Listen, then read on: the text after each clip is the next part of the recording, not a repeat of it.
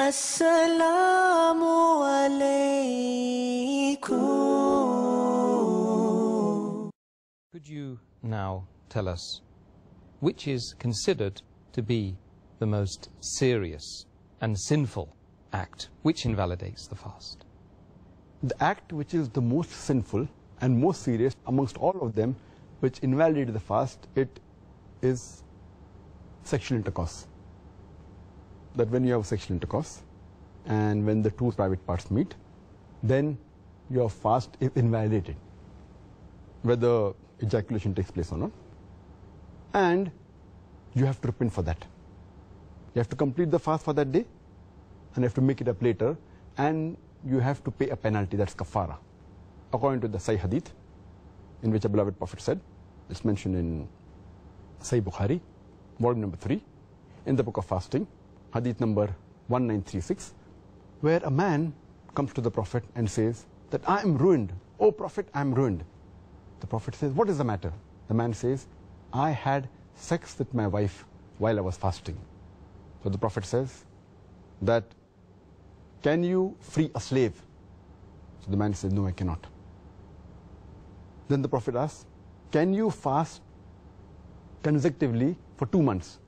Can you fast continuously for 60 days? The man says, no, I cannot. Then the Prophet says that, can you feed 60 poor people? And the man says no, and the hadith continues. In short, we come to know from this hadith that if any person does a sexual intercourse, it is one of the major sins. It is the most serious and sinful amongst all the things that break the fast. The person who does this sin, he should immediately repent to Allah subhanahu wa ta'ala and ask for forgiveness. He should complete his fast for that day and make up for that fast later on after Ramadan.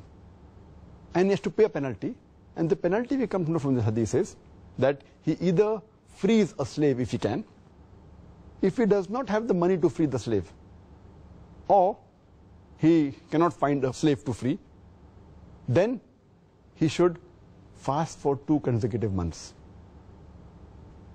Fast for 60 days.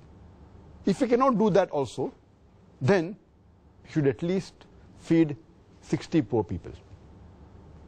And these are the 3 options that have been given for a person to pay as a penalty, as a kafara. But if a person can do the first thing, he should not jump to the second or the third. The first is freeing a slave. If he cannot do that, if he doesn't have the money or cannot find a slave, then he can go to the next option, that is fasting consecutively for 60 days.